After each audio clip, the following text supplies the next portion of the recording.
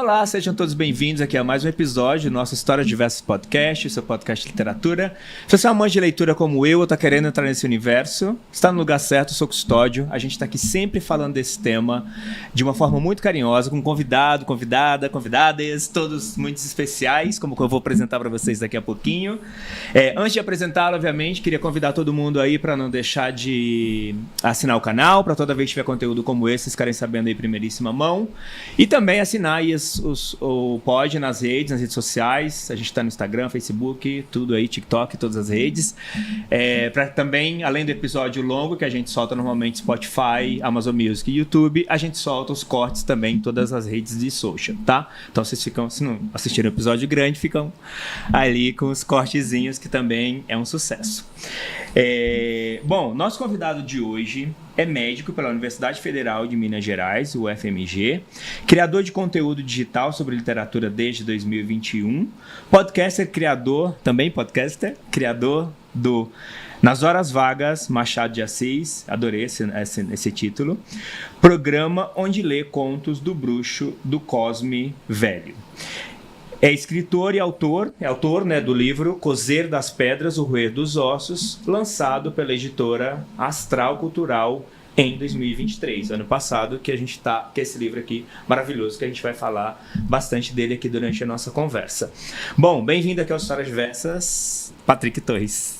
Obrigado, Custódio. Que introdução completa, né? Você Meu viu? Deus. Tá linda essa bio aqui. Eu me surpreendo toda vez que alguém lê todas essas coisas sobre mim, porque eu não sei exatamente o quanto disso é introjetado, assim, a gente vai fazendo as coisas e não sei o quanto do que a gente faz vem para um eu que se naturaliza com essas descrições, assim. Mas a gente entende e finge que tá acostumado com isso, assim. Não, e eu acho que a ideia aqui é só ir continuando, né? Daqui a pouco vem outros livros. Autor de Cozer 2023, ou não sei o que, de 2024, 2025. Acho que leva um tempo pra me acostumar com isso, mas eu espero que um dia eu me acostume, assim, e que as coisas continuem crescendo em descrição, porque acaba que esse espectro artístico e de exercício da criatividade vai virando um sonho mesmo pra quem vai trabalhando com isso, não tem jeito. Perfeito, bem-vindo, tá? Obrigado. Pra gente começar a aquecer aqui, como é que o texto, a palavra aí entrou na sua vida? Quando começou? Começou mais cedo? Começou mais tarde? Eu gosto sempre de lembrar que eu fui a criança prodígio dos textos na escola. Eu estudava numa escola muito pequena mesmo. Eu sou de uma cidade muito pequena, de 4.000 e poucos habitantes, do interior do Piauí. E eu cresci lá mesmo, assim, até chegar ao ensino médio e estudar na capital. Foi lá que o meu contato inicial com produção textual começou. A minha mãe é professora, então eu cresci numa casa rodeada de livros. Não necessariamente esses livros me fizeram leitor, porque boa parte deles eram livros didáticos, mas isso me deixou habituado com a coisa do texto e etc. A minha mãe também trabalhava como professora de português, ela era pedagoga e acabava sendo muito versátil na cidade, em áreas inclusive nas artes, em outros conhecimentos técnicos, porque acho que a escassez de professores exigia dela uma pluralidade ali no âmbito de profissional. E aí, quando tinha competições de texto na escola, as brincadeiras de incentivo à produção textual que os professores faziam, eu acabava me destacando nesse sentido, assim. Então eu gosto de lembrar disso para eu entender que a produção textual não surgiu em um determinado momento para mim. Eu sempre gostei de escrever, eu sempre gostei de exercer a criatividade na escrita.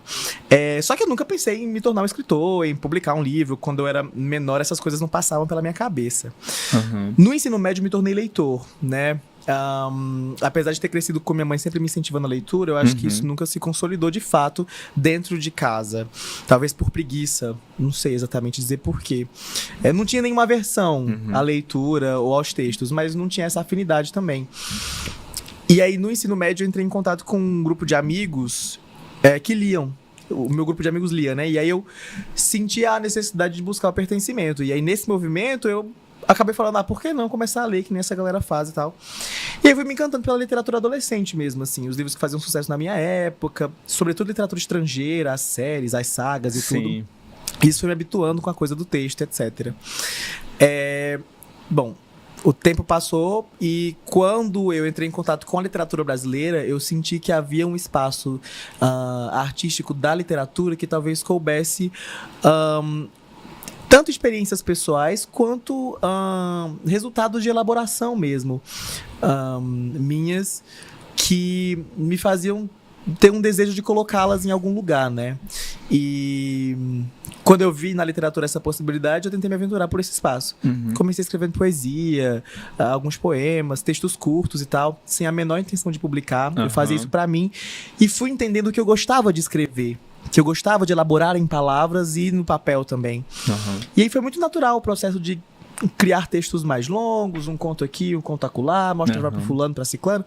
E quando tudo isso se juntou com a carreira de produção de conteúdo na internet que surgiu na pandemia, acabou que a fome e a vontade de comer se encontraram e foi muito natural o movimento de as coisas se fundirem assim, e se materializarem.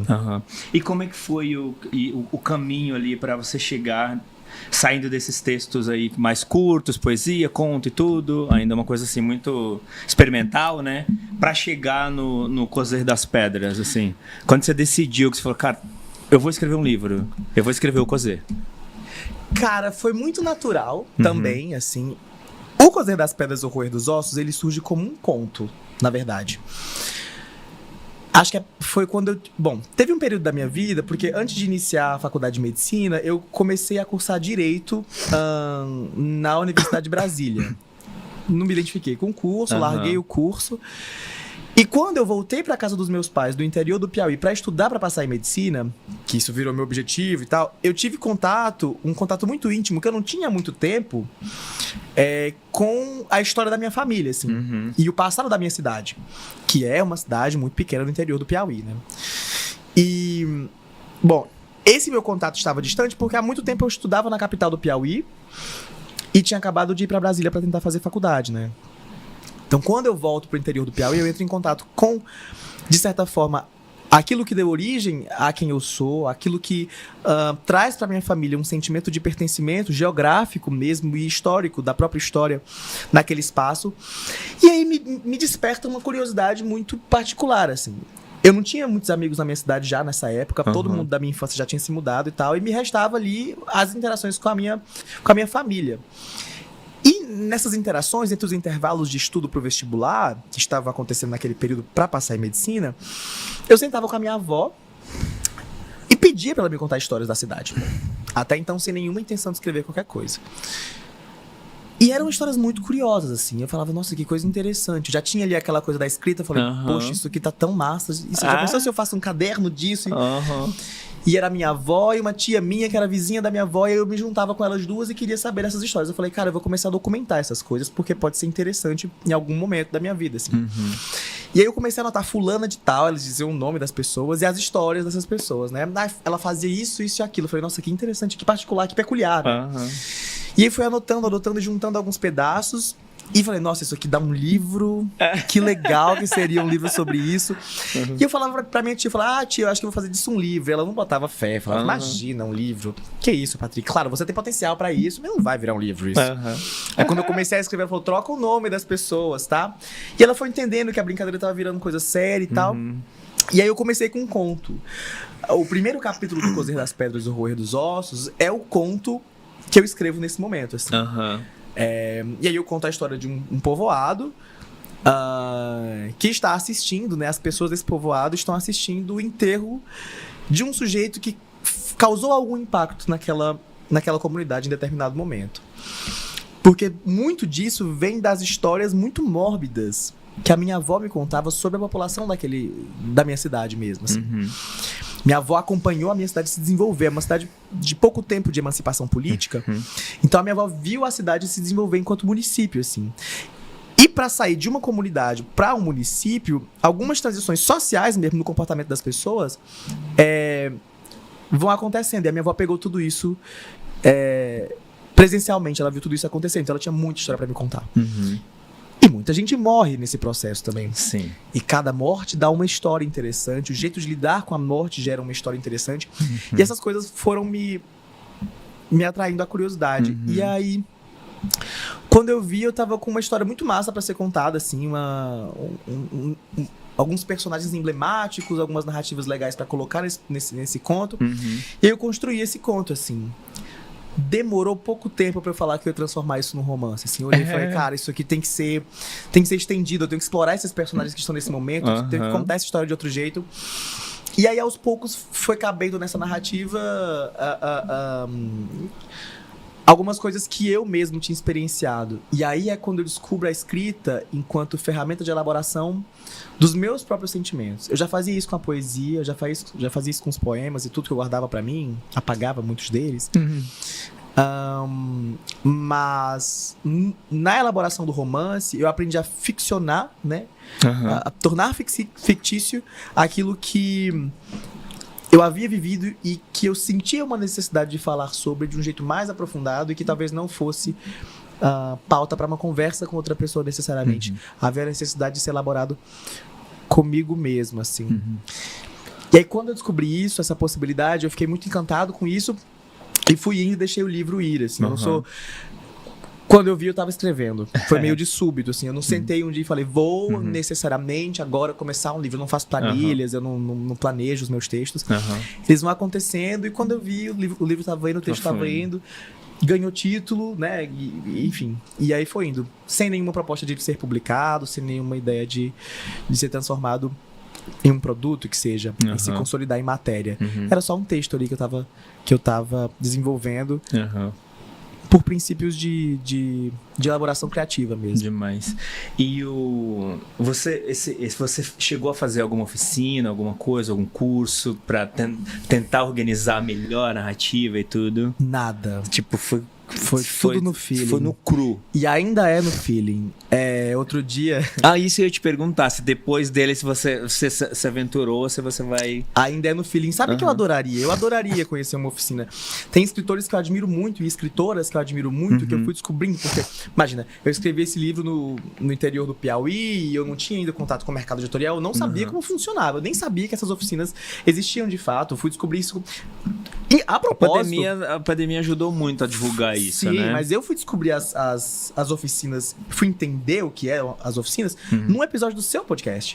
Isso é curioso, olha só que engraçado. Que demais. Eu acho que foi no episódio com a Aline Bay, que ela falava que ela começou com oficinas também. Havia quando ela começou, o livro dela foi lançado na oficina do Marcelino Freire. Exatamente. Aí eu falei, nossa, então as oficinas são... Então é muito recente, veja. Acho que foi ano passado que eu vi isso, foi esse ano. Sim. E aí eu falei, nossa, que engraçado isso, né? Então as oficinas são também um caminho para encontro com as editoras e com o mercado editorial, né? Então agora isso se tornou... Depois disso eu falei, nossa, poxa, talvez seja legal acompanhar uma oficina dos escritores que eu acompanho e admiro. Então hoje eu penso, sim, em algum momento fazer isso acontecer.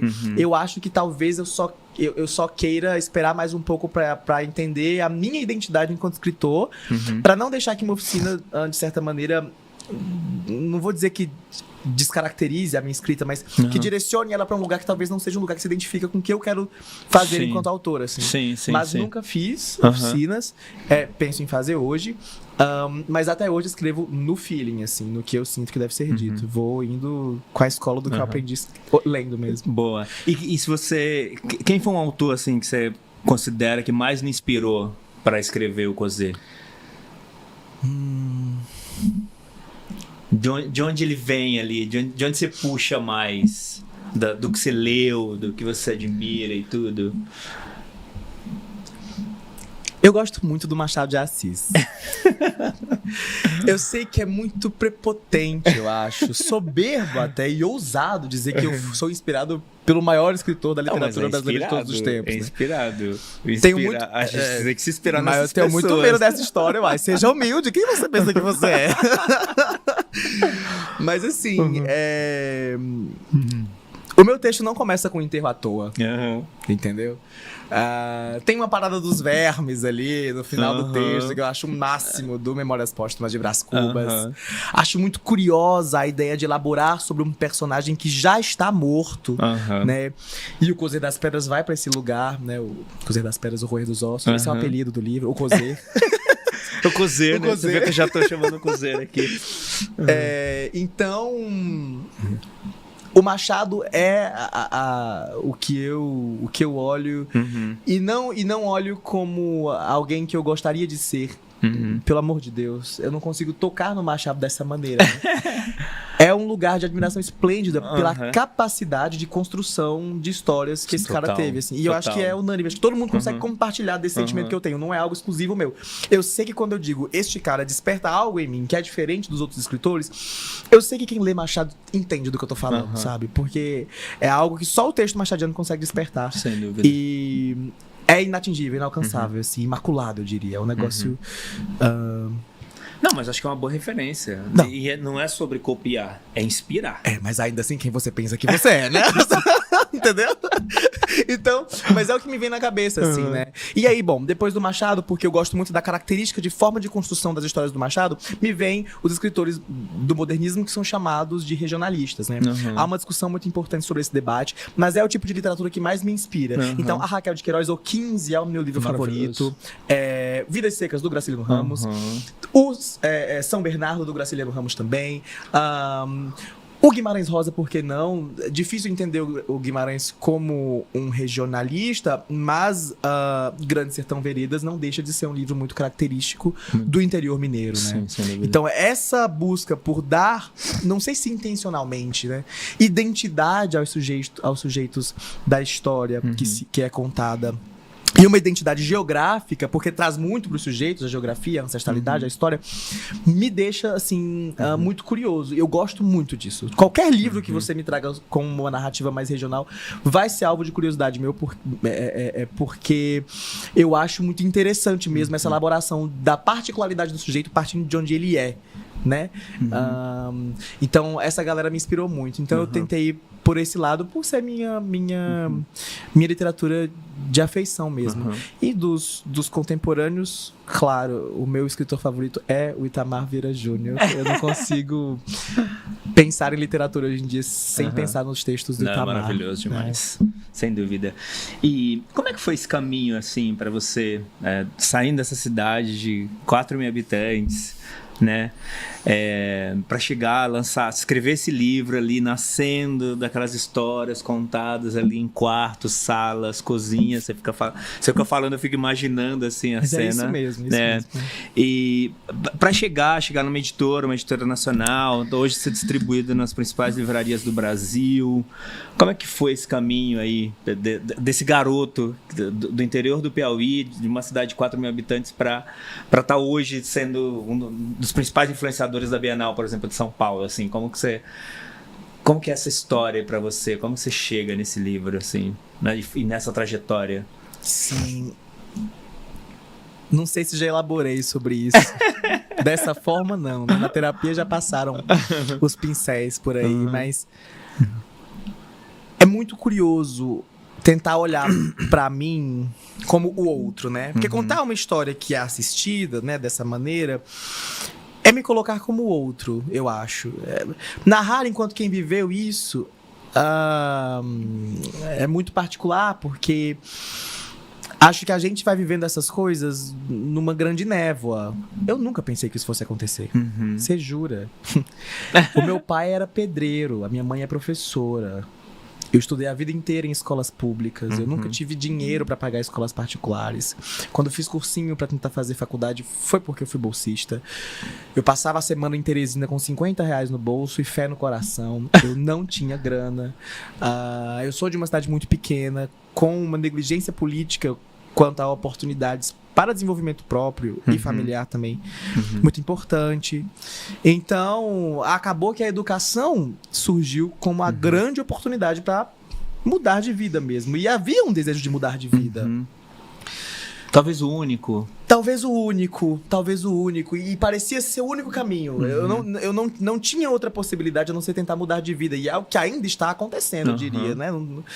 Não mudei ainda de vida. As coisas estão andando, né? E aí a minha mãe insistiu muito em educação.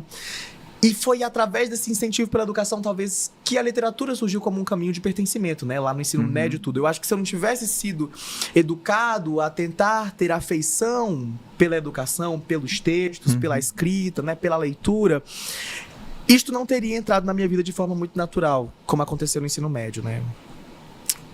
E aí, foi também muito natural um despertar da criatividade. E eu acho que é isso aí que me vira a perspectiva de existência, assim. Porque eu podia só... ensino fundamental, ensino médio, vestibular, faculdade, especialização, medicina. Esse caminho podia acontecer. Só que nessa narrativa surge a criatividade enquanto instrumento da existência mesmo. E eu lembro do momento em que, nessa história toda, já na faculdade, eu diria, o exercício da criatividade passou a ser visto como algo importante de fato, porque era muito natural, que nem eu falo, os poemas, a coisa toda, eu já gostava de escrever e tudo, mas eu não enxergava isso como de fato um exercício para a existência, assim, veja, através da criatividade você pode desenvolver o seu próprio eu em algo que você pode gostar e se afeiçoar e entender quem você é e tudo. A minha psicóloga foi quem fez esse trabalho, inclusive, por ela, assim, ela falou assim, Patrick, acho que elaborar a criatividade pode ser um caminho interessante para entender suas próprias angústias. Esse é um detalhe importante, eu sempre fui uma pessoa muito angustiada. Muito, eu fui um adolescente complicado, com questões psiquiátricas muito contundentes, assim. E isso me atrapalhou muito durante a minha adolescência. Eu não tive uma adolescência tranquila. Minha adolescência foi bem conturbada, especialmente por questões de saúde mental mesmo. Só que na época eu não identificava essas coisas. Eu fui entender as questões de saúde mental já quando eu fazia direito. Então eu já era mais velho. Bom, mais velho assim, eu tinha 17 anos quando eu entrei pro direito. E aí, mas eu tinha passado da adolescência. Já, relativamente sim. E aí, quando essas angústias viram na criatividade a vazão, eu entendi que havia algo ali que precisava existir de forma mais concreta, né, no campo da criatividade. E aí, bom, o trajeto educacional, né, de busca por uma ascensão social mais segura mesmo, e era esse o objetivo, ascensão social, sempre foi. Lá em casa a gente batia nessa tecla, ok, esperemos que você goste de medicina, porque é o melhor caminho. Né? Não dá pra deixar de dizer que quando a gente pensa em faculdade, a medicina talvez esteja mudando agora, né? Mas quando eu era mais novo, a medicina era o único caminho possível para quem queria ascender socialmente. No Piauí isso é muito forte, por exemplo. Os cursinhos todos são para medicina. A maioria das cidades interior, né? Você ser um médico é muito importante, né? Ainda mais quando você é pobre e deseja fazer isso. Além de ser uma coisa que parece ser muito impossível, se for realizada, você parece ter ganhado na loteria. Exato. Assim, a narrativa é essa. O que não deixa de ser. Hoje em dia não exatamente, mas a narrativa é essa. E a gente se apega a isso. Porque as nossas referências mostram isso. O médico da cidade é a pessoa mais rica que você conhece. É a pessoa que conseguiu mudar a própria história, que tem o melhor carro e etc. Então é sobre ter acesso às coisas, assim. Então o caminho da perseguição pela ascensão social estava acontecendo. E a criatividade entrou nisso e fez com que essa existência tropeçasse algumas vezes. Porque, peraí, existe um outro eu que quer existir nas artes, porque nesse período eu entendi que eu gostava muito de arte. Eu entendi porque eu gostava tanto de acompanhar as músicas e gostava tanto de acompanhar as performances. E isso é engraçado, né? Porque eu sou fã da Lady Gaga. E desde que eu era pré-adolescente, assim, essa coisa da manifestação material da arte performática me despertou muita curiosidade, muita afeição. Tipo, o que é isso? Eu era criança da fralda na cabeça. Eu era criança... Não, total. Eu era criança que dá performance na sala e tudo. E tudo isso veio para um lugar de... Poxa, talvez o que eu crio, o que eu tento fazer...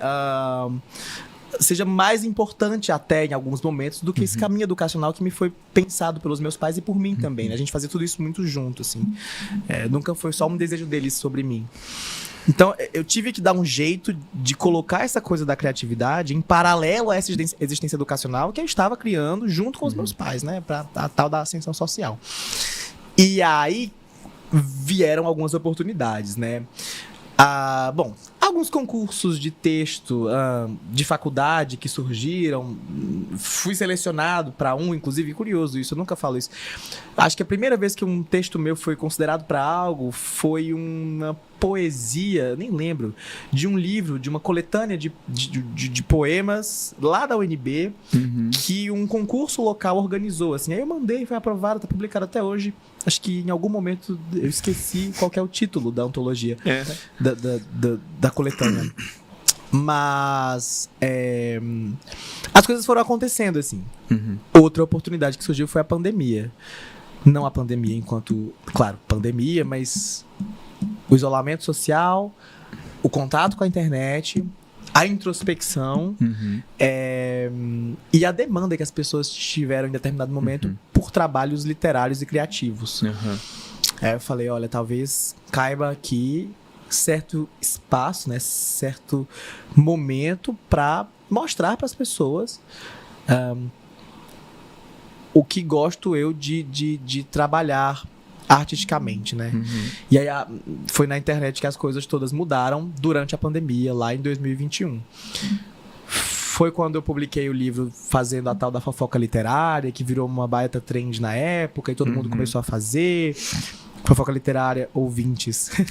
Foi um movimento de falar sobre literatura na internet, contando as histórias dos livros como se eu fosse o protagonista da história. E aí eu falava, tipo, meu pai acha que eu não sou filho dele. E de repente, no final da narrativa, eu era o Ezequiel, filho da Capitu, ou com o Bentinho, ou com o amigo do Bentinho. Qual que é o nome do amigo do Bentinho? Esqueci. Enfim. Esqueci também. Esqueci mesmo. E aí... É muita informação. É muita informação. Por isso que eu deixo o celular aqui também, vem pesquisando. E aí, isso viralizou na época e funcionou muito bem, e virou uma trend. E aí a gente começou a falar de literatura na internet com mais força. O BookTok, né, que é a hashtag de literatura no TikTok, cresceu bastante. E aí eu aproveitei o barco e falei assim, cara, o Cozer das Pedras do Roer dos Ossos já estava quase todo escrito. Falei, eu acho que tá um momento legal de eu mostrar para as pessoas que eu também escrevo, assim. Vou aproveitar o momento para eventualmente quem me olha na internet pegar o livro. Eu lembro que eu coloquei o livro na Amazon de forma totalmente não intencional, eu não sabia o que eu estava fazendo também. Tinha uma capa outra que eu havia pensado para o texto e publiquei. Você publicou primeiro no digital? Foi. Como num Kindle da vida? Isso, Tá. independente e tal. E aí, assim, algumas pessoas leram, não tinha intenção de ganhar dinheiro com isso também, coloquei o preço mínimo, eu só queria colocar o meu texto numa plataforma onde as pessoas pudessem ler de forma fácil, assim. E aí, mais oportunidades foram surgindo. Cavalo sentado só passa uma vez, né? Mamãe me ensinou isso desde criança. Nisso, o cavalo selado. Cavalo selado. Cavalo selado. Nisso, o diretor de marketing da minha editora Astral Cultural leu o meu texto, gostou muito e fez lá a brincadeira dele, dentro da editora, para que o meu texto fosse lido pela editora e pelo time editorial da Astral Cultural, né? E aí, felizmente gostaram, entraram em contato comigo. E aí, por muito tempo, eu fiquei com muito medo de fazer essa publicação acontecer. Mas aí, bom, Cavalo Selado só passa uma vez. Eu fui muito bem acolhido pelo time. E aí, fechamos a ideia. Você pegou? Peguei. Fechamos a ideia e publicamos, assim. E graças a Deus, assim, e ao universo, eu gosto muito do que aconteceu com o meu texto, assim. Demais. O que você no segundo trabalho, que você não repetiria do que você fez no Cozer? Em que sentido? Na narrativa, no tempo de escrita, na pressa de publicar, em tudo. Notas de rodapé. Ser menos regional, mais regional. Notas de rodapé. É uma coisa que eu não vou repetir. Bom, acho que há muitos motivos. Essa é uma coisa muito específica também. Primeiro porque eu acho que eu deixei de subestimar o meu leitor. Quando eu escrevi o Cozer das Pedras, o Roer dos Ossos, eu subestimava o meu leitor. Achava que ele não ia saber quem que era o Raskolnikov do Dostoiévski, sabe? E aí tem um capítulo que tem o nome do Raskolnikov.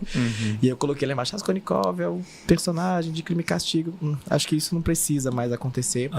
Eu fiz isso mais porque eu achava que o meu livro talvez fosse chegar a um público do TikTok, que talvez não lesse literatura clássica, e que aquela informação ali embaixo fosse funcionar para acrescentar a leitura e não deixar a pessoa que estivesse lendo viajando, boiando, assim. Mas eu não repetiria esse tipo de coisa. Mas na prática é subestimar o meu leitor. Eu não subestimaria mais o meu leitor. De jeito nenhum. Agora eu escrevo com muita atenção, inclusive. Hoje eu escrevo, eu tô trabalhando no próximo texto, né? E hoje eu escrevo pensando no próximo texto como algo que está sendo entendido em todas as entrelinhas pelo meu leitor, assim. Eu sei que ele estava entendendo. Porque o meu leitor, o leitor e a leitora do Cozer das Pedras do Roer dos Ossos, essa galera entendeu qual que é a proposta do texto. Aham. Eles me entenderam, e eles me entenderam mais do que eu achava que eles fossem me entender. Eu subestimei de verdade quem tava entendendo, quem tava lendo o texto, de não pegar algumas questões muito pessoais, minhas e tudo, mas a galera pegou e pegou muito bem e discute comigo com propriedade legal. mesmo. Aham. E aí eu falei, pô, eu não vou mais subestimar o meu leitor, não. Uhum. E ter um pouco de paciência também com o meu despertar enquanto escritor. Entender que o trabalho que se desenvolve ali também é algo que está acontecendo ao mesmo tempo em que eu estou me desenvolvendo enquanto artista. Perfeito. Não sou um artista pronto que está escrevendo, não. Enquanto escrevo, torno-me artista. Aham. Você vai acumulando ali, né? Você vai crescendo junto, na verdade, Sim. com o texto, né? Vai desenvolvendo e crescendo junto, né? Pois é. E como é que tá sendo a experiência aí com a Bienal? O que você tá mais gostando? O que você mudaria se você pudesse, tivesse esse crachá? Cara, é a minha 4ª Bienal, Aham. né? Felizmente, desde que eu comecei a trabalhar com internet, eu sou convidado pro evento. Desta vez, bem mais. Tô com bastante mesas e conversas com umas pessoas legais e tal. Eu acho que das mudanças, a coisa que eu mais gostei foi o fato de que hoje eu sou muito mais visto pelas pessoas como escritor. Eu lembro que isso foi um medo importante meu em determinado momento, porque quando eu lancei o Cozinha das Pedras e o Roer dos Ossos no ano passado, eu queria muito que as pessoas me vissem mais como escritor do que como criador de conteúdo. Tive toda uma crise existencial em relação a isso, eu tinha medo de não conseguir consolidar as duas coisas e tal. E agora as pessoas me veem como os dois e me veem muito como autor. Então tem sempre alguém com um livro na mão pra falar comigo e tal, e isso me deixa muito feliz. Assim. Legal.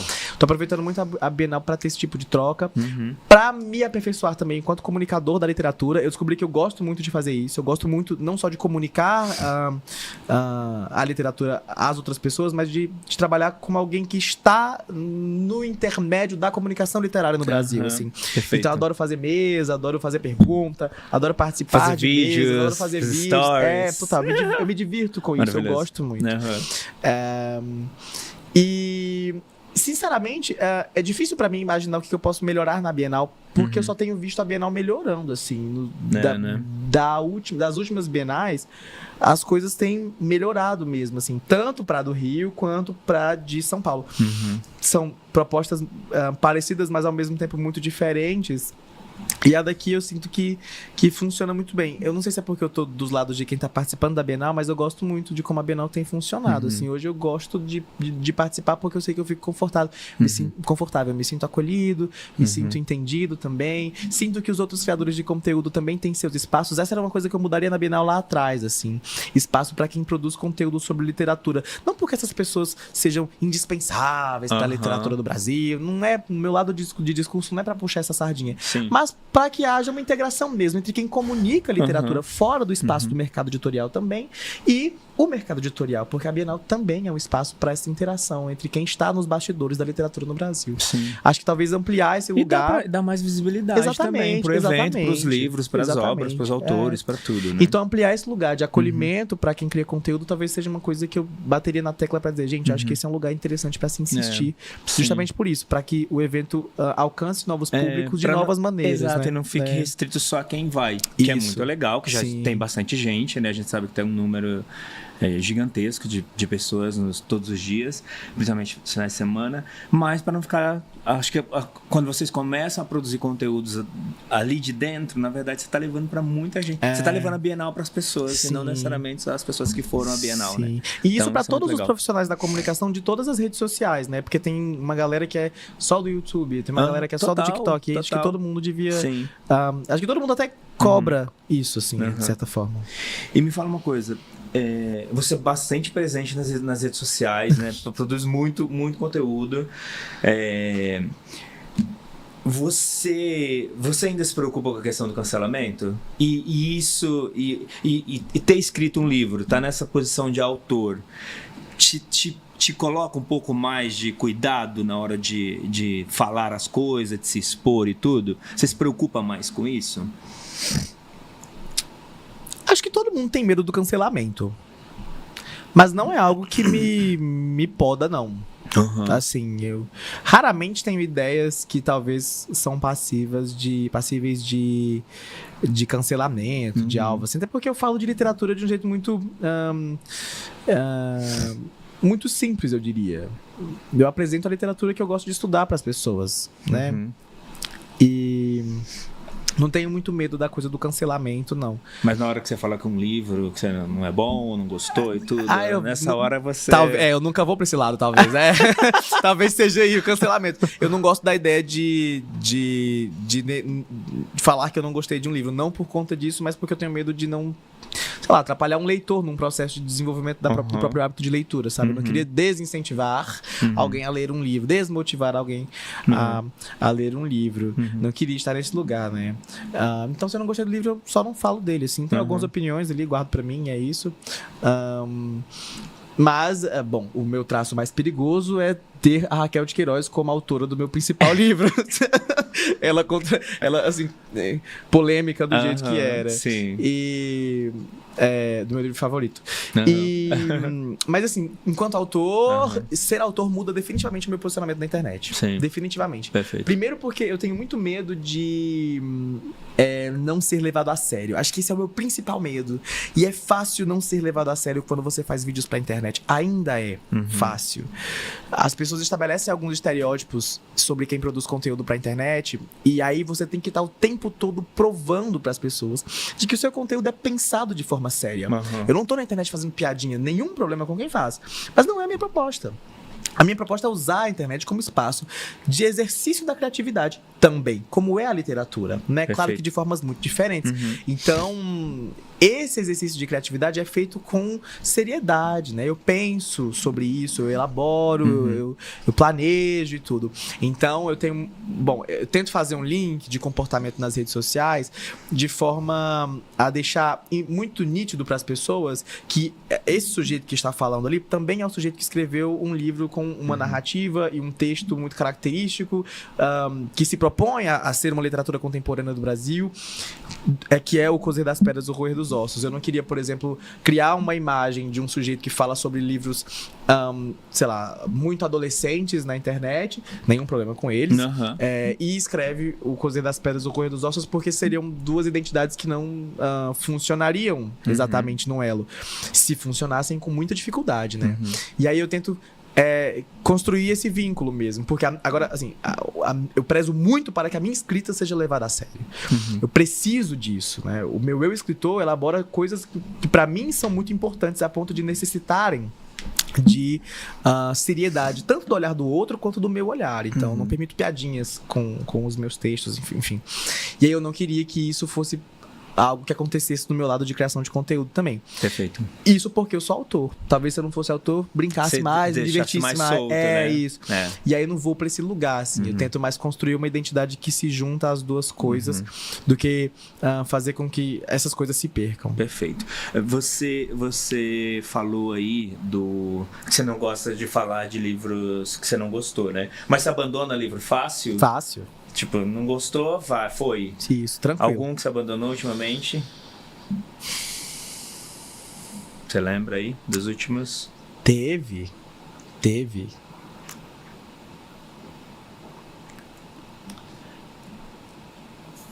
Isso. Esse é o título. Eu gostei. Você vai me colocar em maus lençóis agora. Só um livro que você abandonou. Eu abandonei um suspense mais jovem, recentemente, né? Que chama A Filha Perfeita. Foi traduzido recentemente pro Brasil. Não é nem que eu tenha detestado, assim. Eu gostei do livro, tanto que eu abandonei ele faltando algo de 80 páginas pra acabar. Mas eu não insisto, não bato na tecla, assim. Me pegou muito pouco. Eu falei, não rolou aqui. Aí eu deixei de lado e fui pro outro, assim. Passa pra alguém que vai gostar, que certamente vai ter. Total. E tem gente que adora. O livro é ótimo, faz um sucesso e tudo, só que não foi meu rolê, não. Não, tudo certo. E o que você tá lendo? Você lê muita coisa ao mesmo tempo? Porque também pra você não deve ser uma tarefa fácil da questão do tempo, né? Assim, produzir conteúdo pra internet, a medicina, escrever. Assim, qual é o horário da leitura? O que você tá lendo? Como é que você concilia esse tempo aí de leitura? Eu leio quando dá, eu acho, né? Eu não me organizo pra ler também. Os livros estão sempre a postos, assim. É muito fácil pegar um livro pra mim e começar a leitura. Interessante, porque eu tô lendo 2 livros ao mesmo tempo. E eu comecei eles agora na Bienal. Um deles, eu Eu não vou lembrar o nome todo, porque eu peguei só porque era da Virginia Woolf. É um conto da Virginia Woolf que antecede a produção de Mrs. Dalloway. E aí, inclusive, é muito parecido com o primeiro capítulo de Mrs. Dalloway. Eu não sei se é Mrs. Dalloway em alguma coisa Street. É numa rua. Ela usa o mesmo nome, eu não conheço. E aí eu adorei o conto, enfim, tô na casa de uma amiga que... a Virginia, pelo amor de Deus. Eu tô na casa de uma amiga que tem muitos textos, assim, apostos. Eu peguei e falei, amiga, eu vou ler isso aqui agora. Eu tô lendo, toda noite antes de dormir eu pego pra ler. Boa. E comecei a leitura de um que chama 23 Minutos, que foi lançado no mês passado, ou neste mês, de um cara que chama Valdson Souza. Ele é um escritor afrofuturista, contemporâneo aqui do Brasil, que tem uma proposta muito interessante na literatura dele. E é um livro que eu tô adorando, assim. Boa. Muito bom. Se você tivesse que premiar aí os livros que leu nos últimos 12 meses, que livro você premiaria? Deixa eu ver aqui.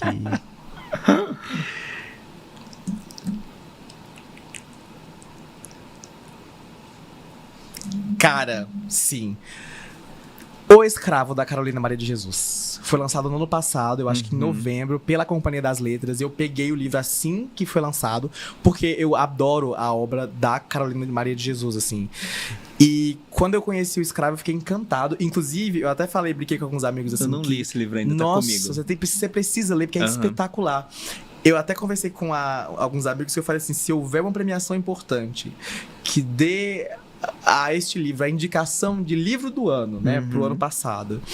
E aí, esse livro recebe a indicação, mas não recebe o título na cerimônia. Se eu estiver na cerimônia, eu saio correndo e digo, foi roubado. Foi roubado porque este livro merecia o título de livro do ano. É esplêndido. A genialidade da Carolina Maria de Jesus é um negócio que surpreende, mas não porque é a Carolina Maria de Jesus, como essa história, como essa mulher com essa história é tão calibrada em seu texto, mas porque que texto calibrado, assim, é um texto espetacular. E a edição tá muito interessante porque guarda aspectos importantes da escrita da Carolina Maria de Jesus. Mais que em Quarto de Despejo, essa edição foi ainda mais carinhosa, eu diria, nesse sentido. Então você vai lendo, Legal. No início há um estranhamento, mas o livro se desenvolve de um jeito muito bom, a narrativa é muito interessante, e é muito, assim, é criativo, é doce, é emocionante. Acho que até agora foi o melhor livro que eu li esse ano. Uma ótima indicação aí, boa. E como é que você vai com os calhamaços versus livros mais curtos? Você tem alguma coisa assim, dessa coisa da ansiedade, que ler mais coisas? Não, eu vou intercalando, assim. Os calhamaços eu leio por partes, assim. Então eu deixo eles lá. Por exemplo, eu tô lendo Os Miseráveis até hoje. Tem muito tempo que eu comecei Os Miseráveis. Mas de vez em quando... Eu comecei com 6 anos. Então... E aí eu dou uma pausa, deixo lá o post-it. E você não esquece, porque quando eu tento ler 2, 3 livros ao mesmo tempo, e se eu demoro muito pra voltar pra alguma das histórias, quando eu volto eu sinto que eu tenho que resgatar, eu tenho que reler parte do que eu tinha lido já, pra poder voltar pra história. Isso acontece com você também? Acontecia. Hoje não acontece mais porque eu aprendi a ler fichando os textos. Eu lembro que na faculdade de Direito a gente lia os textos fichando eles, né? Então hoje eu rabisco o texto todo e faço anotações sobre parágrafos específicos. Então eu disserto sobre aquilo que eu estou lendo, né? Eu não só anoto coisas, eu vou... Né? Neste parágrafo aqui aconteceu isso, olha que interessante, né? Então isso vai consolidando ali uma memória, eu diria. Mas é só um exercício que eu gosto de fazer para que eu aproveite mais a leitura. Por isso que eu não esqueço. Então quando eu volto é muito fácil. Qualquer coisa que eu esqueça eu consigo voltar nesse meu fichamento que tá num documento digitado, tudo. E aí facilmente a narrativa se constrói de novo na minha cabeça, assim. Mas acontece de você esquecer um detalhe ou outro. Sim, assim, sem dúvida. E eu tô vendo algumas tatuagens aí. Sim. Tem literárias? Tem. De onde? Bom, essa aqui eu tenho. Deixa eu ver se eu achei a câmera. Eu tenho aqui, não sei se vai dar pra ver, o Machado de Assis. O rostinho do Machado aqui. Porque é o meu escritor favorito, não tem como, né? E esta aqui da minha mão, deixa eu ver se eu consigo mostrar. Na minha mão está escrito: desobedeci e continuo desobedecendo. É engraçado, os pacientes chegam pra mim assim, olha, doutor, o que é isso na sua mão? Eu falei, é um rabisco, eu não falo nada. Mas essa frase aqui é de um livro da Micheline Verunza, que foi lançado no ano passado, chamado Caminhando com os Mortos. Nossa. Que é espetacular, espetacular. assim. E o momento catártico em que essa frase é dita. Acho que é finalista do Oceano, Prêmio Oceano. Sim, acabou de esse sair a ano. lista, né? Pois é. Quando o momento catártico assim, dessa frase chegou, eu fiquei impressionado. E eu falei, nossa, isso precisa vir pra minha pele de alguma maneira. Assim. Aí eu coloquei na mão. Não, e é maravilhoso. É maravilhoso. A gente tava em viagem agora, a gente tinha uma na maioria dos lugares tinha escrito em espanhol, no passar, né? Tipo, não pode ultrapassar, não pode entrar nessa área. Aí a gente ia pro outro lado e tirava foto da placa, com a placa não passar, já tendo passado. É mais ou menos isso. É né? legal, Tipo, cara, eu desobedeci, como é desobedeci e continuo desobedecendo. Acho maravilhoso. E já tem alguma outra aí que você tem agenda marcadinha pra fazer? Deixa eu pensar, pior que tem, eu sempre tô com tatuagens literárias na cabeça, assim, bom, eu tô com uma ideia que eu não sei se vai pra prática, eu reli o Alienista recentemente, do Machado de Assis, acho que tem uns 15 dias que eu reli o livro.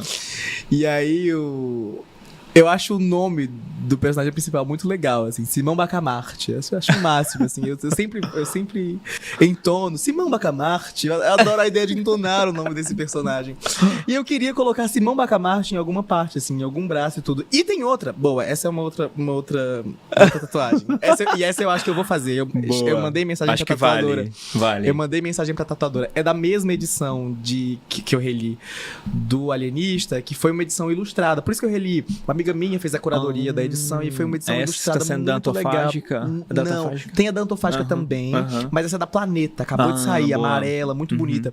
E aí o marca-páginas que eles mandaram pra gente é um quadradinho que tem uma foto emoldurada, assim, uma ilustração emoldurada feita pela Malfeitona, que é uma artista brasileira do Machado de Assis, com os dentinhos vampirescos, assim. Aí eu achei o máximo. E eu tava caçando lugar no meu braço pra encaixar essa tatuagem. Eu acho que eu vou colocar aqui. E a minha amiga, inclusive, que fez a curadoria desses textos pra Planeta, fez essa tatuagem. E eu falei, amiga, eu sinto muito, você vai estar perdendo a exclusividade aí dessa tatuagem, porque eu vou estar tatuando ela também. Eu vou ter que fazer. Aí eu acho que eu vou colocar o Machado de Assis aqui de novo. Isso e Simão Bacamarte em algum lugar. Porque ou seja, mais dois machados. Mais dois machados. Boa. Ó, você sabe que a gente tem um quadro aqui, seu ouvinte do podcast, que são os 3 Es.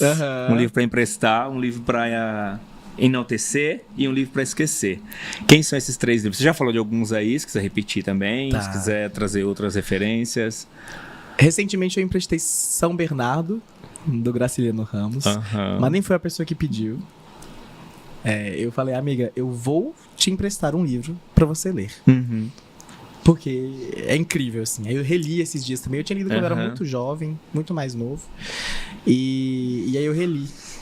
E gostei muito. Dessa vez eu reli fichando ele todo e achei a experiência bem interessante. Não, é maravilhoso. Emprestar, enaltecer. Eu vou ter que falar o 15, velho. Não dá. É genial. Pra mim aquilo é espetacular, no nível. Queria trazer algum livro que eu não falei aqui, mas... Bom. Eu ia falar da Carolina Maria de Jesus, já falei. Olhos d'Água, de Conceição Evaristo. Pelo amor de Deus. Conceição Evaristo. A obra.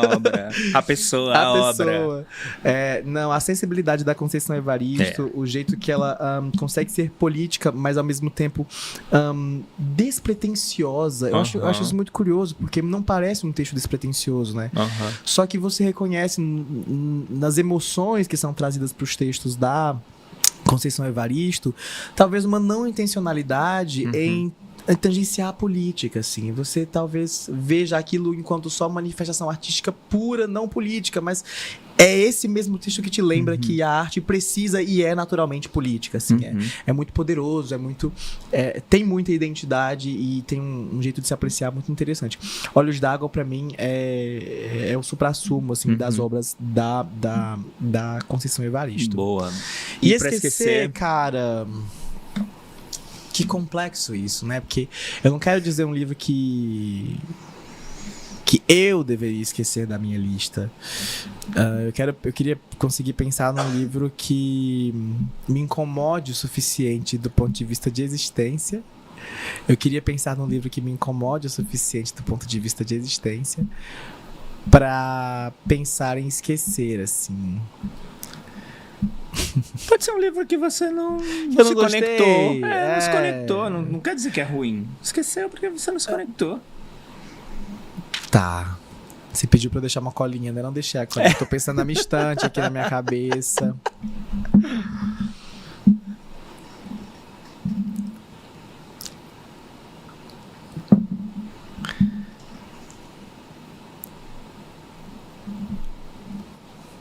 Ai, eu não gosto de Harry Potter. Me restou pensar isso, sobretudo, e aí eu vou dar um ponto. O que J.K. Rowling tem feito nas redes sociais recentemente tem incomodado muita gente por motivos muito importantes. Óbvio. Talvez esquecer a obra dela em todos os aspectos mesmo, galera, sem nenhum podar, porque as pessoas ficam meio, não, mas aí tem que separar o autor da obra. Não, é torná-la alguém esquecido, assim. Não é interessante pensar uma pessoa da contemporaneidade ter um discurso que ofende, inclusive, seus próprios leitores, assim, né? Exato. E aí me pergunto se uma obra fruto de tanto preconceito, aliás, fruto de alguém que tem tanto preconceito também não é uma obra que carrega muitos preconceitos, assim, ainda que tenha contribuído com o desenvolvimento de muita gente. Sim. É isso. Escrevendo pro grupo que escreve, né? Entendeu? Que é um grupo que tá em formação. Exatamente. Então é um pouco complicado mesmo.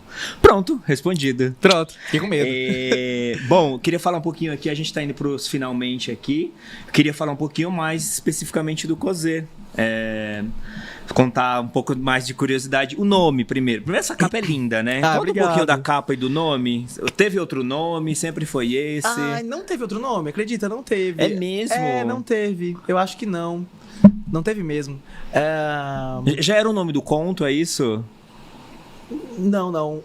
Na verdade, assim, o nome do rascunho do conto era O Vilarejo, mas era só pra eu achar nos meus documentos. Tá. Tipo assim, era só pra eu encontrar, né? Não era pra ser não era ou era a vila, era algo assim. Só pra eu... tá aqui o documento. A capa, na verdade, muita gente acha que essa capa foi feita para o texto. E não é. Essa capa, na verdade, é do acervo do Robinho Santana, que é o artista responsável pela ilustração. Onde eu tava aqui em São Paulo. É bonita, né? Eu acho incrível também. Linda essa capa. Pois é, eu tava aqui em São Paulo um dia, numa reunião com o editor. Inclusive, passei na rua, vi um painel, falei, gostei desse traçado, acho que pode funcionar pra ilustração da minha literatura. Fui no perfil do artista que estava no painel e encontrei algumas pinturas dele, mandei pra minha editora e a gente começou a discutir o que daquilo podia funcionar pra minha capa, porque a gente queria um traçado assim, a gente queria uma identidade como essa, a gente queria essa proposta de capa, assim, e o Robinho tem uma proposta política de criação artística muito interessante também. E aí conversou muito as coisas e tal, e a gente acabou escolhendo essa capa, Linda. que eu acho que funcionou muito bem, graças Muito a Deus, bem. assim, as pessoas gostam muito também, chama atenção, pro Chama. mercado é bom, enfim. Não, ficou bem distribuído. E funciona pra narrativa também, eu acho perfeito. massa. E o título, cara, parada de... Tô andando na rua, pensei nisso. Nossa. Pois, eu tava na rua, descendo pra faculdade um dia, eu acho, algo assim. E aí me veio um estalo, o Cosé das Pedras, o Correr dos Ossos. Nossa, isso dá uma poesia, né? Que legal, Cosé das Pedras, o Correr dos Ossos. Não, na verdade dá um título de um livro, aí eu anotei. E aí eu anotei no bloco de notas, assim, do celular, e ficou por isso. Foi indo. Aí eu pensei, por que eu não dou o título da minha história? Talvez tenha tudo a ver e tal, as coisas foram se juntando.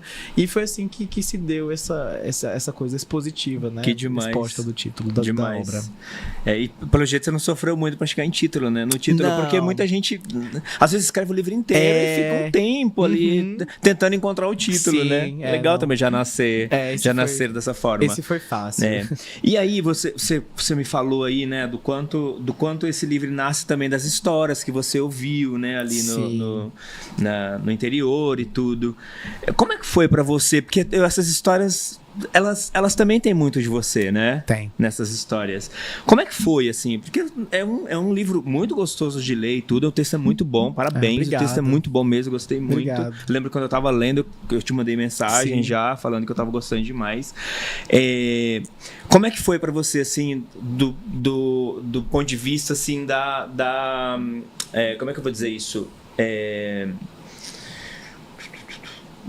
Da dureza, vamos dizer assim, de botar essas histórias pra fora, de ler, de reler essas histórias.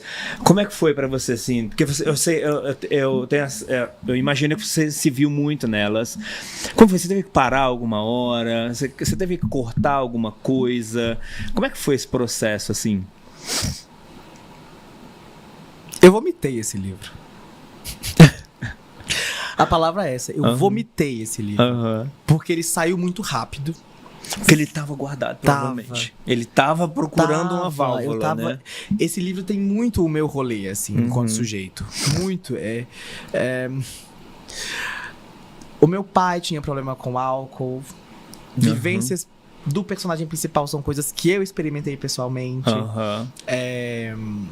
Algumas coisas que outros personagens da história vivenciam e passam por dramas importantes são coisas que eu vi acontecer e senti aquilo me atravessando também, assim.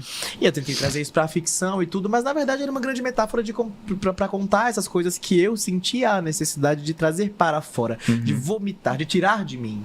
Então, O Cozer das Pedras do Roer dos Ossos é um texto vomitado, no pior e no melhor sentido, assim. É um movimento de dor mesmo, de provocar a dor, de colocar o dedo na ferida, de trazer isso para o drama. E eu funciono assim. Descobri que sou um péssimo escritor. Dizem que um bom escritor faz o planejamento, planilha do Excel, planeja a sua história, faz a arquitetura do lugar para onde vai, estuda, cronologia. Sou um péssimo escritor, nada disso. O texto é que me conta para onde ele quer ir. Todos os textos. O máximo que eu faço talvez seja estabelecer um prazo para terminar a escrita. De resto, o livro vai se contando, assim. Eu às vezes, evito fazê-lo tropeçar. Não, esse foi um texto que veio com muita naturalidade, desse lugar de dor, mas eu primeiro tive que me permitir deixar que isso acontecesse. Eu não fiquei me travando, sabe? Boa. Quando eu falei que eu queria escrever um texto sobre essas elaborações, eu falei, agora você vem tranquilo. Pode vir com calma, mas também venha do jeito que você quiser vir, no tempo que você quiser vir. E aí foi um grande vômito. Eu acho que a palavra é essa. Tem um vídeo da Lady Gaga que ela fala que ela pega um trabalho artístico e vomita ele. O que acontece com o Cozer das Pedras é esse. É isso. Eu coloco o texto onde ele tem que estar rápido. E é grotesco. É um movimento de tirar de si. Não foi bonito, não foi interessante. É um texto que incomoda às vezes, me incomoda às vezes. Eu imagino. E me envergonha às vezes também, porque eu tô bem despido aí. Eu tô muito exposto nesse texto. Mas a literatura é sobre isso também, né? Pra mim, sim. Pra mim, sim. Eu preciso ir pra esse lugar, né? Tem que porque pra você ser um bom escritor, você tem que planejar e não necessariamente você estar em sofrimento. Eu preciso, sabia? Inclusive, isso é até um pouco... Às vezes eu me provoco autoflagelos, assim, emocionais, de comportamentos, pra que eu tenha criatividade pra escrever. Isso é péssimo em alguns aspectos, mas ao mesmo tempo me traz o ímpeto da criatividade, assim, né? Talvez um dia a escrita vire só ofício e isso se perca, mas no momento eu curto esse processo também. É muito introspectivo e vai pra esse lugar, assim. Perfeito. E dentro desse vômito, né, que se quer botar tudo pra fora, né, essa coisa que vem de dentro realmente sai, usando aí a metáfora, você mexeria em alguma coisa nele hoje, se você tivesse que reeditar? Ou ficaria como veio? Deixa aí. Às vezes fede mesmo. Às vezes é desagradável e incomoda. Ninguém gosta de passar num lugar que talvez esteja vomitado, né? Olha como a metáfora cabe. Mas significa algo. Isto era de dentro e agora está cá fora. Com todos os seus defeitos, provocações, malefícios até e significados também. Não mudaria. Eu gosto muito de como o texto é hoje. Claro, todo escritor olha para o que fazia há um tempo atrás e duvida um pouco do quão bom é. Hoje eu puxo alguns parágrafos do Cozer das Pedras do Roer dos Ossos, principalmente quando alguns leitores chegam para mim com ele marcado, aí eu vou ver o que eles marcaram, peço licença, então deixa eu ver o que você marcou, só para eu entender. E aí é um negócio que fica assim, nossa, talvez eu escrevesse isso hoje de outra maneira. Mas não mudaria nada, não. Acho que esse texto, ele se propôs a fazer algo, especialmente pra mim, assim, e ele cumpriu essa função, sabe? E eu gosto muito, eu sou bem orgulhoso dele, assim, sabe? Eu até brinco às vezes, eu sei que isso é um pouco soberbo de dizer, mas essa segurança eu tenho. Você pode falar muita coisa do meu texto que não te agradou e tal, mas dizer que ele é muito ruim, pra mim não vai colar. Você pode achar isso, tá tudo bem. Agora, isso não me pega, entendeu? Eu gosto do meu texto, é isso. Boa. E dentro dessa coisa dos leitores, o que marcou, o que não marcou, você agora, né, nas feiras dos livros, também encontrando bastante com seus leitores aí, como tem sido, assim, o que você tem ouvido mais dos seus leitores com relação à história? O final, a galera não gosta, né? Sempre é assim. Na verdade, há algo que não há no final do texto, e aí as pessoas ficam muito incomodadas com isso, muito incomodadas mesmo. Todo o clube do livro que eu participo sobre o meu texto vai pra esse lugar. Eis o fim. Eis o fim. E aí a galera fica realmente assim um pouco. E aí elas têm que entender porque eu percebo que elas tentam entender por que eu fiz algo faltar no fim da obra. E aí eu vou explicar e tal, mas enfim, muitas delas já entendem. Eu sempre digo, não havia necessidade que aquilo existisse. Você entendeu onde eu quis chegar, e a sua interpretação, inclusive, é mais valiosa do que o que eu fosse colocar aquilo ali, né? Então não faltou nada na prática, perceba, leitor. Mas aí eles ficam, nossa, mas eu queria aquilo, você quer? Boa. Posso ler um trechinho aqui, então? Claro, a gente tá finalizando aqui. Em vida, Mirto morrera muitas vezes. Devia à angústia o pagamento de suas sucessivas ressurreições. Angústia. Quanto de si precisava arrancar para ser quem de fato deveria ser? Não tinha resposta para isso. Nascera matuto, criado de bucho que envergava espinhaço.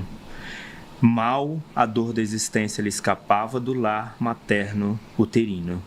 Sabia, ainda que não soubesse, que habitava agora o lugar de mais difícil existência, a vida. Ou tinha, de longe, consciência de que ela logo lhe chegaria. Por ter muito medo da vida, nunca teve medo da morte. E por isso morreram muitas vezes.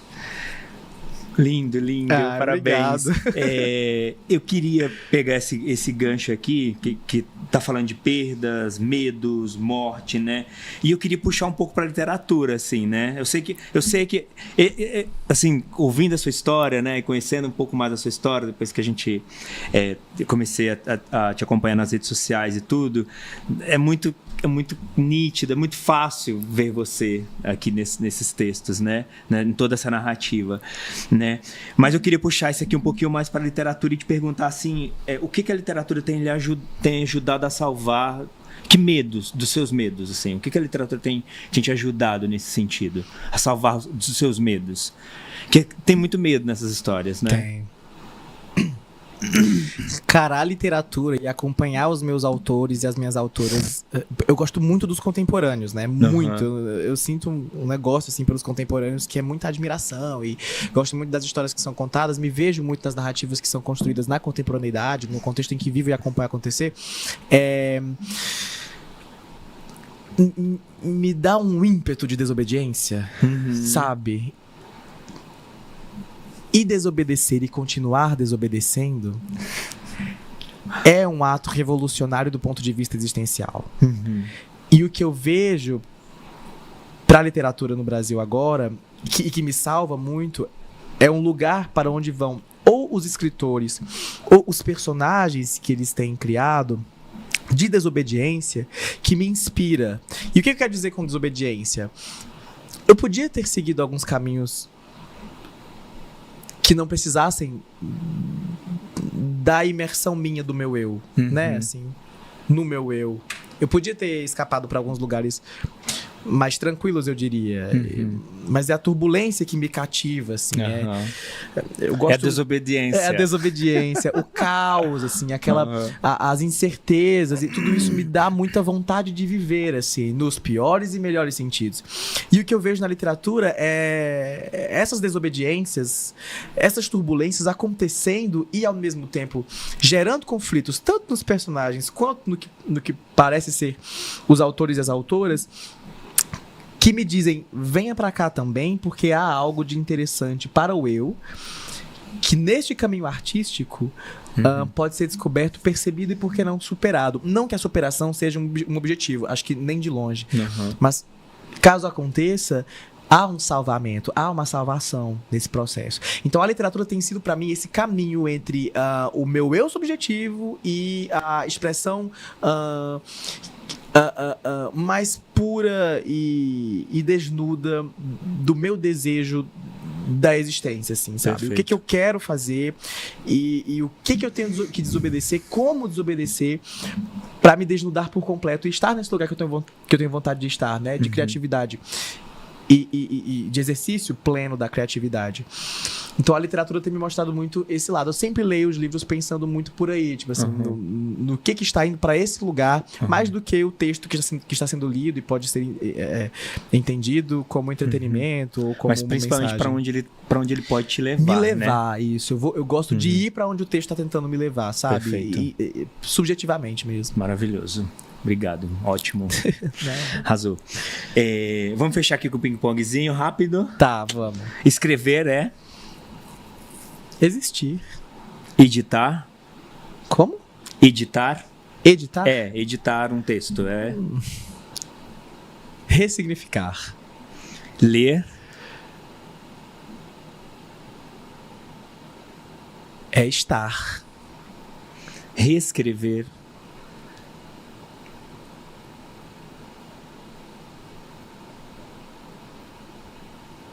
É reconfigurar.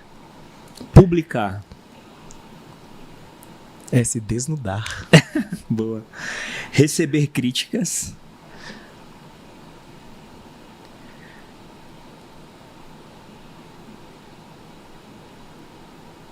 É se esfaquear também. Ser premiado. É um sonho. Publicar o primeiro livro.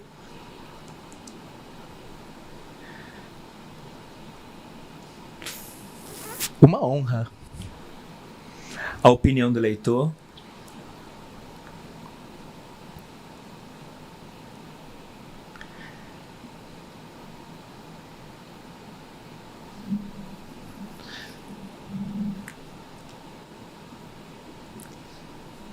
Não é mais ping-pong, né? A opinião do leitor. A bola foi. Foi, a bola. Deixa eu pegar ela aqui. A opinião do leitor reescreve, sim. Reescreve. O cozer das pedras, o roer dos ossos é. O meu primeiro filho, de quem me orgulho muito. Muito bem. Obrigado. Fechamos aqui com o nosso ping-pong. Algumas bolinhas um pouco perdidas, mais perdidas, depois a gente junta. Mas super obrigado. Obrigado pela conversa, pelo papo, pelas referências, por tudo. Continue escrevendo. Tô ansioso por esse segundo. Já tem alguma coisa aí? Data, mais ou menos? Então, essa semana aqui na Bienal eu encontrei a minha editora e ela perguntou assim: quando você me entrega o livro pra gente poder trabalhar? Aí eu dei um tapa bem tranquilo nas costas dela e falei: dezembro. Dezembro, tipo daqui a 3 meses. Entendeu? Eu espero que isso aconteça de fato. Então, talvez no ano que vem a gente trabalhe a obra de forma material, assim. Acho que vai acontecer. Que isso. boa, bom. Ansioso aí já pelo segundo. Adorei o cozer. Virou o cozer, não é? Pois é, virou o cozer. Custódio, muito obrigado pelo papo, pela oportunidade agradeço. também. Tô bem feliz com a nossa conversa, de verdade. Espero que a gente se encontre de novo. A gente vai se encontrar, não tenho dúvida. A gente vai fazer outro ping-pong. Dessa vez sem perder as bolas. A gente deixa as bolinhas mais organizadas. Mas eu quero, assim, lançou outro livro, trazer o mesmo autor, às vezes fazer a mesma pergunta, né? Fazer um ping-pong novamente, porque provavelmente numa cronologia as referências também vão mudar e tudo, isso pode ficar muito interessante, né? Sim. Então, super obrigado, adorei de verdade o papo. Parabéns aí pelo seu trabalho, querido. Obrigado, querido. Adoro. Me divirto muito com seus vídeos na internet também. Além do livro maravilhoso, eu também me divirto muito com você na internet. Que bom. Pessoal, então super obrigado aí, obrigado pela audiência, obrigado por ter ficado aqui com a gente, espero que vocês tenham se divertido aí com o episódio, tanto quanto a gente se divertiu aqui, conversando, essa conversa super gostosa. Não deixe de comentar aqui embaixo o que vocês acharam do episódio, quem vocês gostariam de ter, de ouvir, né, assistir aqui no Pod, que a gente obviamente vai correr atrás aí dessas referências. Não deixe de assinar o canal para toda vez que tiver conteúdo como esse, vocês ficarem sabendo em primeiríssima mão. E é isso. Já a gente volta aqui com mais um convidado e um outro episódio para vocês, tá bom? Um beijo grande, fiquem com Deus e a gente se vê já. Beijo.